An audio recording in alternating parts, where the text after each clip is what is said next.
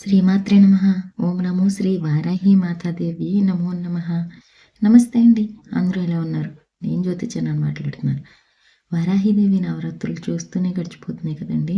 ఈరోజు వారాహి అమ్మ 6వ రోజు పూర్తి చేసుకుని పూజలో మీ ముందుకు వచ్చేసాను. పూజ ఏ విధంగా చేసుకున్నాను అనేది. ఈరోజైతే అమ్మవారు బృహద్వారాహి అవతారంలో మనకి దర్శనమిస్తూ ఉన్నారు.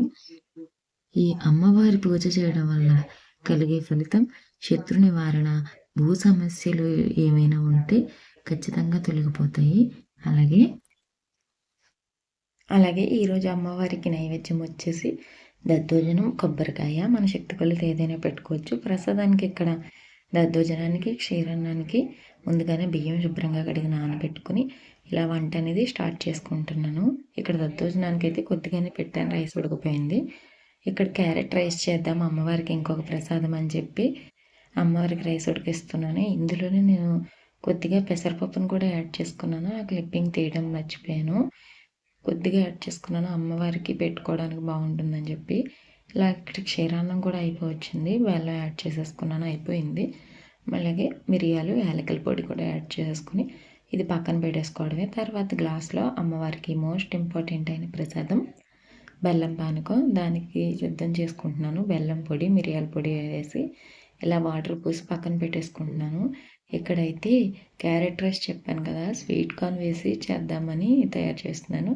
ఇలా ముందుగా కొద్దిగా వాటర్ వేసుకొని స్వీట్ కార్న్ ఒలిచేసుకొని పక్కన పెట్టుకొని కొంచెం సేపు ఉడికించుకోండి. ఒకవేళ మీకు ఎక్కువ క్వాంటిటీలో చేసుకుంటే కుక్కర్లో పెట్టి విజిల్ వేయించుకోండి.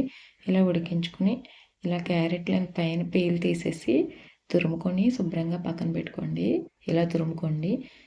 మీకు ఇంకా చిన్నగా కావాలంటే చిన్నగా కూడా తురుముకోవచ్చు. తురమలేని వాళ్ళు ముక్కలు కట్ చేసి మిక్సీలోనే గ్రైండ్ చేసుకోండి.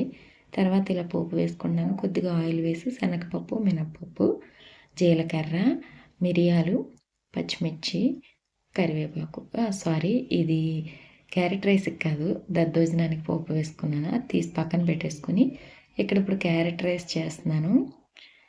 శనగపప్పు, మినప్పప్పు, చిటికెడు ఆవాలు, జీలకర్ర, ఇందులో మిరియాలు యాడ్ చేయని అవసరం లేదు. మీ దగ్గర ఉంటే అల్లం కూడా యాడ్ చేసుకోండి. కరివేపాకు, పచ్చిమిర్చి, క్యారెట్, మనం ఉడికించి పెట్టుకున్నటువంటి స్వీట్ కార్న్ యాడ్ చేసుకుని ఇలా శుభ్రంగా కలిపేసుకుంటే రైస్ అయితే చాలా టేస్ట్గా వచ్చిందండి, చాలా బాగుంది. నేను క్యారెట్ రైస్ ట్రై చేశాను కానీ ఇలా స్వీట్ కార్న్తో ఇదే ఫస్ట్ టైము. సరిపడినంత ఉప్పు యాడ్ చేసుకోండి, రైస్ కూడా సరిపోయేంత. చిటికెడు పసుపు, చిటికెడు కారం కూడా యాడ్ చేసుకోండి. మీకు ఇంకా నార్మల్గా తినాలనుకుంటే స్పైసెస్ కూడా యాడ్ చేసుకోవచ్చు. నేనైతే ప్రసాదానికి కదా స్పైసెస్ ఏమి యాడ్ చేయలేదు.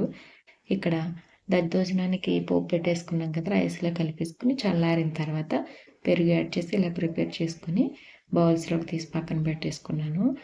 తర్వాత క్యారెట్ స్వీట్ కార్న్ మగ్గిపోయింది. ఒక చిన్న నిమ్మ చెక్కని పిండుకున్నాను. బాగుంటుంది టేస్ట్. క్యారెట్ రైస్లోకి లైట్గా వేసుకోండి. లైట్గా వేసుకుంటే చాలా బాగుంటుంది. ఇలా వేసుకుని కలిపి పక్కన పెట్టేసుకుని రైస్ని ఇలా పొడి పొడిలాడుతూ వండుకోండి. మీరు వండడానికి ఒక గంట ముందు రైస్ని నానబెడితే రైస్ పొడవుగా బాగా వస్తుంది, చాలా బాగుంటుంది, నీట్గా వస్తుంది. కొంచెం పలుకుగా ఉండగానే దింపేసుకోండి. ఇందులో కొంచెం సేపు మగ్గిస్తాం కదా, ఇలా పొడి పొడిలాడుతూ వండుకున్న రైస్ని వేసి కలిపేసి పక్కన పెట్టేసుకోండి. ఇలా అమ్మవారిని ఆహ్వానించడానికి జాజువాలికి ముగ్గు పెట్టి రెడీ చేసేసుకున్నాను. ఈరోజు ఉత్తి పద్మమే వేసాను. తర్వాత అమ్మ పూజ కోసం మల్లెపూలు, విరజాజులు, అమ్మకి ఇష్టమైనటువంటి ఎర్రటి మందార పువ్వులతో అమ్మని అలంకరించేసుకున్నాము. ఈరోజు పువ్వుల్లో అయితే నాకు చాలా బాగా నచ్చాయి. చాలా చిక్కగా కట్టారండి. నేను పువ్వుల మాల పూల షాప్ వాళ్ళు కట్టేది తొందరగా సాగిపోతుంది కదా, కానీ ఈ మాల అసలు సాగదీసినా కూడా సాగలేదు. ఫస్ట్ టైం చూశాను పూల కొట్టు వాళ్ళ దగ్గర పువ్వులు ఇంత బాగా కడతారు, ఇంత బాగుంటాయి అని. నాకైతే చాలా సంతోషం వేసింది. ఈరోజైతే షాప్ వాళ్ళకి కాంప్లిమెంట్ ఇవ్వమని కూడా చెప్పేశాను మా వారికి. అలాగే ఈరోజు అమ్మవారికి ఇష్టమైనటువంటి చిలకడ దుంపతో దీపం చేసి పెట్టుకున్నాను. చిలకడ దుంప దీపం ఏ విధంగా చేశానో వీడియో తీయటం కుదరలేదు.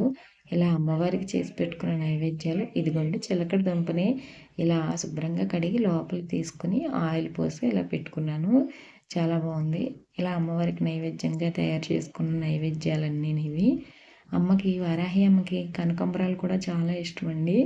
అలాగే సువాసనాభరితమైన పువ్వులన్నా కూడా చాలా ఇష్టం. మీకు కుదిరితే కొనే స్తోమత లేకపోతే కనీసం ఒక్క పువ్వు అయినా వేయండి. కనకాంబరం దొరికితే ఒక్క పువ్వు, లేదు అంటే పువ్వులు దొరకకపోయినా అక్షింతలతో చేసుకోండి. అమ్మవారు ఏమీ అనుకోరు. మన శక్తి కొలది చేసుకోవచ్చు. భక్తి మాత్రమే చూస్తారు. నేను ఎప్పుడు ప్రతి వీడియోలో చెప్పే మాట ఇది. మనం ఏం చేసామన్నది చూడరు, ఎలా చేసామన్నదే చూస్తారు అమ్మవారు. భక్తితో చేస్తే చాలు. తర్వాత ఇంటి దగ్గర పూజ ముగించుకొని ఇలా గుడికి వచ్చి ఇలా ఇక్కడ వారాహి అమ్మకి సప్తమాతృకలకి పూజన చేసుకున్నాము.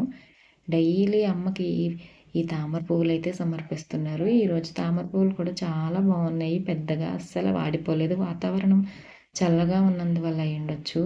ఇక్కడ వారాహి అమ్మకు వెలిగించడానికి ఇక్కడికి కూడా చిలకడ దుంప దీపమే వెలిగించాను. చిలకడ దుంపని తయారు చేసి పెట్టుకున్నది ఇక్కడ తీసుకొచ్చి ఇక్కడ ఆయిల్ వేసి ఒట్టు వేసుకొని ఇలా ఇక్కడ దీపాన్ని వెలిగించేసుకున్నాను.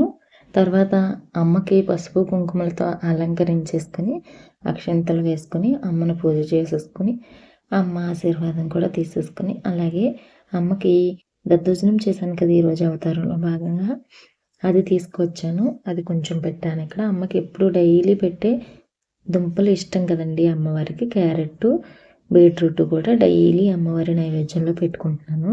తర్వాత కొబ్బరికాయను కూడా కొట్టేసుకుని అమ్మవారికి చూపించేసుకుని తర్వాత ఈరోజు మంగళవారం సుబ్రహ్మణ్య స్వామిని కూడా దర్శనం చేసుకుని ఆయనకు కూడా దీపం పెట్టుకుని ఇలా పూజ ముగించేసుకున్నాము. అందరూ కూడా అమ్మవారాయి నవరాత్రులు చక్కగా జరుపుకోవాలని, అమ్మ ఆశీర్వాదం పొందాలని మనస్ఫూర్తిగా కోరుకుంటూ ఉంటాను మరి.